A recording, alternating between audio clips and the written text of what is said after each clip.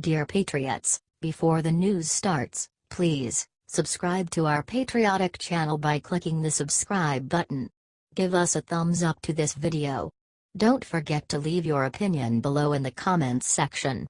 Share the news on Facebook and Twitter so you friends see it. Thank you. Busted. Trump just caught Obama's FBI in the scandal of the century. Look what happened. A breaking report from CNN has found evidence that Trump campaign manager Paul Manafort was secretly wiretapped both by the FBI both before, during, and after the 2016 election. Sources told CNN that a Foreign Intelligence Surveillance Act, FISA, warrant was issued in secret during a 2014 investigation into work several US-based consulting firms did for the Ukrainian government. That first FISA warrant expired in early 2016 due to lack of evidence. That's when it gets weird. The FBI started to monitor Manafort again in 2016, which, according to CNN's sources, was to investigate ties between Russia and the Trump team. That kind of monitoring would require both evidence from the FBI that such an investigation is warranted, and approval from a top Justice Department official. Apparently, the FBI intercepted a communication between Manafort and Russians that piqued the FBI's suspicions, which caused the second FISA warrant. Manafort, for his part, has previously denied communicating with Russian operatives on purpose. The FISA issuing court operates in secret and little is known about those proceedings, so we don't yet know about the mandate of the surveillance, whether Trump was ever wiretapped, for example. Manafort has a home in Trump Tower. He also has a home in Alexandria, which the FBI raided in July.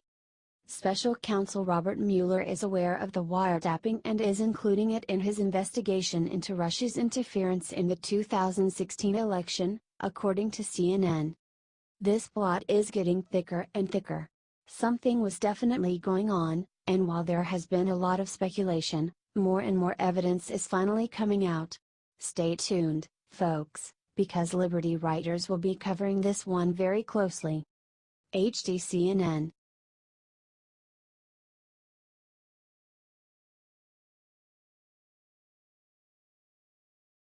Moments after meeting Netanyahu, Trump did something in Israel no president has ever done. Today has been a historic and very busy day for President Donald Trump. He has been in New York for the big United Nations meeting this week and found some time to visit with his buddy, Prime Minister Benjamin Netanyahu. However, it was not that meeting that shocked everyone. Hell, it wasn't even his renewed promise to create peace between Israel and Palestine. President Trump opened up the first ever permanent U.S. military base in Israel today. The new base will be located within the Israel Defense Forces Air Defense School in southern Israel, near Beersheba. It will include barracks and other buildings for troops to be stationed in and will focus on intercepting various aerial threats. The move is a giant show of unity for the U.S. and Israel and comes just one day after Hamas and Fatah made a deal to acknowledge the Palestinian government in Gaza. There is no doubt that this is a response to their move. No matter how you slice it, there is no downside to this new base. Hell, maybe we can close the Saudi Arabian and Afghanistan bases since they have never been trustworthy anyways.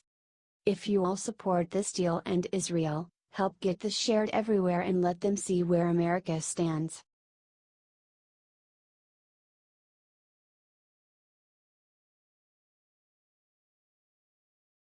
Immediately after being asked if he'd run in 2020, Scaramouche stunned the press with his answer. Anthony Scaramouche has never been known to back down from a challenge, but running for, and winning, a political office is a completely different beast. That being said, Scaramouche's 10-day stretch as White House communications director placed him in a very public eye, as well as demonstrating the level of scrutiny that comes with such a high-level position. And now it seems rumors have been floating around the networks and Washington that Scaramouche has actually considered a run. Today, the gossip was finally laid to rest.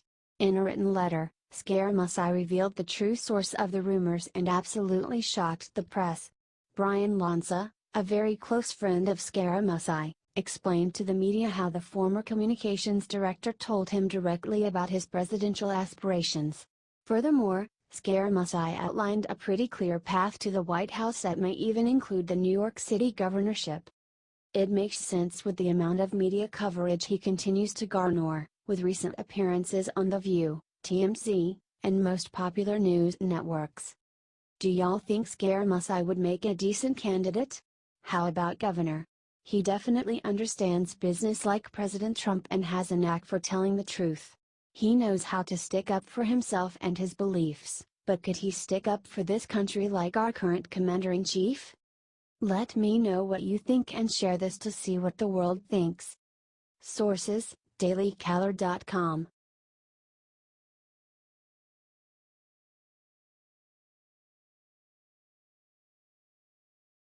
Obama did something sick on Wall Street yesterday that will make even Democrats hate him. The establishment elites and the mainstream media have basically done everything in their power to make the public forget how terrible of a president Barack Obama was.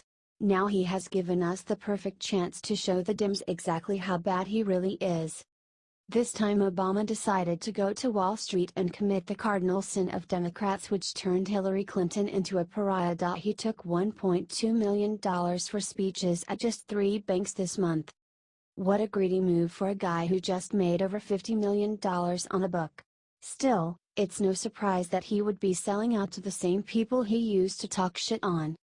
Frankly, I'm sick and tired of this BS. Now watch as the media underreports Obama's transgression or tries to justify it with some backward-ass logic. Oh, and did I mention that Obama is also hosting his own new Obama Leadership Summit in Chicago coming up? It's identical to the Clinton Global Initiative. It's a bunch of bigwig Dems meeting and acting like a shadow government to decide the fate of all Americans. We cannot seriously let them bury this. It's up to us to pull the wool off the eyes of the leftists in this country and show them the corruption of their own party. The best shot we have, the only shot we have, is to share this everywhere and let them see that Americans are watching.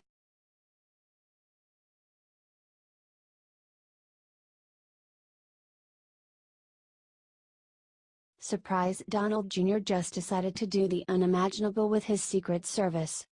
Every president of the United States is required to have the Secret Service at all times to ensure their safety. They are also provided to the president's family. However, it looks like Donald Trump Jr. is not all too happy about them being around. According to a leak from a White House official to the New York Times, Donald Jr. stopped receiving protection from the Secret Service just last week. The report claims that he was not forced to give them up but instead chose to give them up because he was tired of them being around 24/7. Of course, when the Secret Service was directly contacted about the update, they simply replied, "To ensure the safety and security of our protectees and their families, we will not confirm who is currently receiving Secret Service protection." That's a good decision. It is also worth noting that Donald Jr. may still have his own security guard who simply gives him a bit more personal space.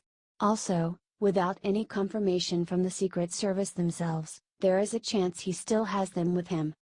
Regardless, it's worth saying now is as good a time as ever to send a prayer for the Trump family and help share this story out.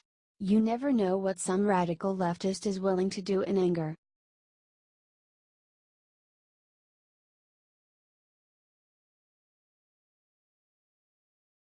Trump in trouble. Mueller just did something sick to Paul Manafort to take down Trump.